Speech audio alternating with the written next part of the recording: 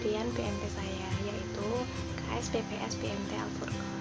Proposal tersebut nanti saya akan memaparkan dari mulai latar belakang, terus nama BMT saya, terus ada bentuk kelembagaan, visi misi, modal awal, terus bagaimana manajer dari BMT saya, bagaimana struktur dari BMT saya, apa saja produk dan jasa dari BMT, terus kegiatan CSR, kemudian sedikit pemaparan tentang proyeksi keuangan. Yang pertama di sini saya akan memaparkan tentang latar belakang pendirian BMT Al-Furqon ya. Pendirian BMT Al-Furqon ini dimulai dari gagasan beberapa angkatan kuliah jurusan perbankan syariah ya, untuk mendirikan sebuah lembaga keuangan syariah. Dengan tujuan awal itu ingin membantu teman-teman seangkatan yang belum mempunyai pekerjaan dan beberapa teman yang lain itu menjadi seorang pengusaha. Kami ingin membantu untuk memberikan modal dan tambahan modal agar usaha mereka itu dapat berkembang lebih baik, dapat berkembang lebih maju. Dari niat tersebut, kami ingin ikut dalam memajukan perekonomian masyarakat sekitar dari BMT Al-Furqon kami, agar dapat hidup menjadi lebih sejahtera lagi. Selanjutnya, saya akan memaparkan pemilihan nama dari BMT keuangan kami. BMT keuangan kami itu memiliki nama KSPPS BMT Al-Furqon. Apa sih kepanjangan dari KSPPS BMT Al-Furqon? Kepanjangannya adalah Koperasi Simpan Pinjam dan Pembiayaan Syariah Baitul Mal wa Tamwil. Oke. Dalam pengambilan kata Al-Furqon itu sebenarnya terselip makna yang mudah-mudahan akan menjadi doa dari kami semua. Al-Furqon sendiri itu memiliki arti yaitu pembeda. Al-Furqon juga nama lain dari Al-Quran ya. Maksud kami dalam mengambil nama Al-Furqon itu agar BMT kami menjadi pembeda dari yang lain, dari lembaga keuangan yang lain, dan menjunjung tinggi nilai-nilai kebenaran dan menjauhi dari yang batil, sehingga diharapkan mampu mencapai keberkahan di dunia maupun di akhirat. Oke, selanjutnya akan saya jelaskan mengenai bentuk dari perusahaan kami atau bentuk dari BMT kami. Saya akan memberikan penjelasan tentang bentuk dari BMT Al-Furqon ini. Lembaga keuangan ini itu memiliki bentuk perusahaan berbasis koperasi syariah, dan dalam pelaksanaannya itu memiliki peran ganda loh, yaitu yang pertama sebagai lembaga bisnis, dan di sisi lain BMT itu juga melakukan fungsi sosial, yakni menghimpun, mengelola, dan menyalurkan dana dari siswa dari masyarakat dan untuk masyarakat. Selanjutnya, modal awal pendirian BMT Al-Furqon itu diperoleh dari dana iuran para anggota atau alumni perbankan syariah ya. Dana dari BMT ini itu terkumpul sebesar 150 juta. Jadi modal awal kami dalam mendirikan BMT Al-Furqon adalah sebesar 150 juta. Selanjutnya kita akan membahas tentang visi misi dari BMT Al-Furqon. Untuk visi dari BMT Al-Furqon adalah menjadi lembaga keuangan syariah yang memiliki karakter profesional dan amanah agar bermanfaat bagi umat menuju kehidupan yang sejahtera dan berkah dunia akhirat. Misinya BMT Al-Furqon yang pertama ada mewujudkan KSPPS BMT Al-Furqon sebagai lembaga keuangan yang dikelola secara syariah menurut ketentuan Islam. Terus yang kedua, mengedepankan budaya kerja yang berprinsip, jujur, amanah, profesional, transparan, dan mampu bersaing dengan tantangan yang ada. Yang ketiga, menumbuhkan rasa tolong-menolong dalam menghimpun dana siswa sebagai wujud kepedulian masyarakat. Yang keempat, senantiasa memberi yang terbaik agar dapat diandalkan masyarakat dan tercipta kepercayaan umat. Yang kelima, melaksanakan segala sesuatu dengan ikhlas dan mengharap ridho dari Allah Subhanahu wa Ta'ala. Di KSPPS BMT Al-Furqon setitiknya terdiri dari rapat anggota tahunan, Dewan Pengurus, Dewan Pengawas Syariah, dan Dewan Pengawas Manajemen. Dewan Pengurus itu terdiri dari ketua, sekretaris, bendahara, dan Dewan Pengawas Manajemen itu diketuai oleh General Manager. Berikut ada beberapa tugas atau tugas utama dari DPS, ketua, sekretaris, bendahara, dan General Manager. Tugas dari DPS adalah melakukan pengawasan terhadap seluruh aspek organisasi dan usaha dari PMT Al-Furqon sehingga sesuai dengan prinsip syariah. Yang kedua itu ada tugas dari ketua.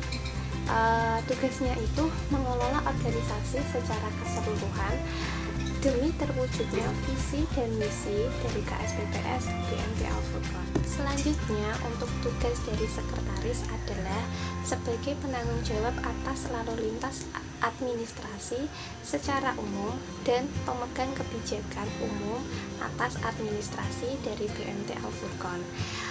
Untuk tugas dari bendahara sendiri yaitu bertanggung jawab atas pengelolaan keuangan KSPPS PMT Al-Furqon dan mengarsipkan seluruh tanda bukti dari transaksi tersebut. Selanjutnya, untuk tugas dari General Manager yaitu merencanakan, mengkoordinasikan, dan mengendalikan seluruh aktivitas yang ada di KSPPS PMT Al-Furqon dan kegiatan-kegiatan yang berhubungan dengan upaya pencapaian target. Struktur organisasi di PMT Al-Furqon itu RAT membawahi Dewan Pengawas Syariah, terus ada Dewan Pengurus, dan membawahi General Manager atau Dewan Pengawas Syariah. Dewan Pengurus itu membawahi ketua, sekretaris, dan bendahara. Kemudian untuk General Manager membawahi manajer keuangan, manajer operasional, dan manajer pemasaran. Struktur di bawahnya lagi itu ada administrasi legal akad, accounting, teller, account officer, dan customer service. Selanjutnya, untuk produk dan jasa dari KSPPS PMT Al-Furqon itu meliputi produk simpanan, produk pembiayaan, dan produk jasa. Di dalam produk simpanan KSPPS PMT Al-Furqon ini ada simpanan wadiah, simpanan berjangka mudharabah, simpanan haji dan umroh, simpanan tarbiyah, simpanan kurban, dan simpanan zakat, infak, sedekah. Yang pertama, simpanan wadiah ini adalah jenis simpanan murni yang penarikannya dapat dilakukan sewaktu-waktu. Kemudian untuk simpanan berjangka mudharabah, simpanan ini penarikannya berdasarkan jangka waktu, yaitu 1 bulan, 3 bulan, 6 bulan, dan 12 bulan. Kemudian untuk simpanan haji dan umroh, simpanan ini itu ditujukan khusus untuk nasabah yang ingin menunaikan ibadah haji. Kemudian untuk simpanan tarbiyah, simpanan ini diperuntukkan khusus bagi pelajar atau mahasiswa atau orang tua yang ingin mempersiapkan dana pendidikan bagi anaknya. Lalu simpanan kurban adalah simpanan yang ditujukan bagi nasabah yang ingin menunaikan ibadah kurban. Kemudian simpanan zakat, infak, dan sedekah, simpanan ini simpanan yang berbentuk pelayanan sosial yang dikelola dan disalurkan kepada masyarakat yang membutuhkannya. PMT Al-Furqon itu mempunyai program Baitul Mal, yaitu program Baitul Mal PMT Al-Furqon. Program ini ditujukan untuk mengangkat harkat dan martabat kaum duafa melalui dana zakat, infak, dan sedekah. Program ini terdiri dari program Baitul Mal Umat Sehat, program Baitul Mal Umat Sejahtera, program Baitul Mal Umat Pintar, program Baitul Mal Umat Barokah. Yang pertama, program Baitul Mal Umat Sehat. Program ini terfokus pada kesehatan masyarakat duafa atau masyarakat yang kurang mampu, yang kesulitan dalam biaya.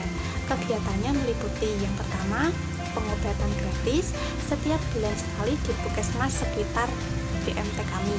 Yang kedua adalah bantuan biaya rumah sakit. Yang ketiga ada penyuluhan gizi sehat atau pengadaan posyandu yang rutin kami lakukan setiap bulan sekali. Kemudian yang kedua ada program Baitul Mal Umat Sejahtera. Program ini terfokus pada perbaikan ekonomi masyarakat kurang mampu melalui program bantuan dan pinjaman modal. Kegiatannya adalah yang pertama, pinjaman modal yang akan diberikan dan dikembalikan sesuai dengan modal yang diberikan. Yang kedua, ada pengadaan pelatihan kerja bagi masyarakat yang ingin mengembangkan usahanya. Terus yang ketiga, ada pemberian wakaf uang. Kemudian yang ketiga, ada program Baitul Mal Umat Pintar. Program ini akan terfokus pada pendidikan anak-anak duafa atau masyarakat yang kurang mampu melalui kegiatan-kegiatan sebagai berikut. Yang pertama, beasiswa yang akan diberikan oleh BMT Al-Furqon untuk anak-anak yang kurang mampu dan anak-anak yang berprestasi. Yang kedua, bantuan biaya ujian. Yang ketiga, bantuan tunggakan SPP. Yang keempat, bantuan kepada lembaga pendidikan Islam atau seperti Madrasah Diniyah dan PPG. Oke, yang keempat ada program Umat Barokah. Program ini terfokus pada santunan bagi masyarakat yang kurang mampu.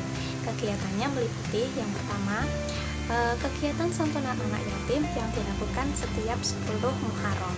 Yang kedua, santunan yang diberikan kepada lansia melalui door to door. Dan yang ketiga maksud saya, ikut dalam memberikan bantuan untuk renovasi masjid. Proyeksi keuangan BMT Al-Furqon ini saya akan memaparkan mengenai yang pertama, proyeksi permodalannya, yang kedua, penggunaan modalnya, yang ketiga, simulasi potensi pendapatan. Yang pertama, proyeksi permodalan. Proyeksi permodalan ini meliputi komposisi modal yang terdiri dari simpanan pokok dan simpanan khusus. Simpanan pokok memiliki nominal sebesar 105 juta dan simpanan khusus memiliki nominal sebesar 45 juta. Kemudian untuk rincian modal kerjanya itu terdiri dari modal kerja sebesar 60 juta. Modal kerja sendiri terbagi atas modal cadangan dan modal pembiayaan. Modal cadangan memiliki nominal sebesar 25 juta dan modal pembiayaan memiliki nominal sebesar 35 juta. Lalu sisa dari penggunaan modal tersebut digunakan untuk memenuhi keperluan lainnya. Oke, yang terakhir yaitu simulasi potensi pendapatan dari BMT Al-Furqon. Selama 1 bulan, BMT Al-Furqon memperoleh pendapatan sebesar 173 juta. Jika dalam setahun pendapatan BMT Al-Furqon bisa mencapai 2.076 juta rupiah. Pendapatan tersebut belum termasuk dari beban-beban. Pemaparan proposal pendirian BMT Al-Furqon dari saya. Terima kasih telah menonton. Assalamualaikum warahmatullahi wabarakatuh. Bye.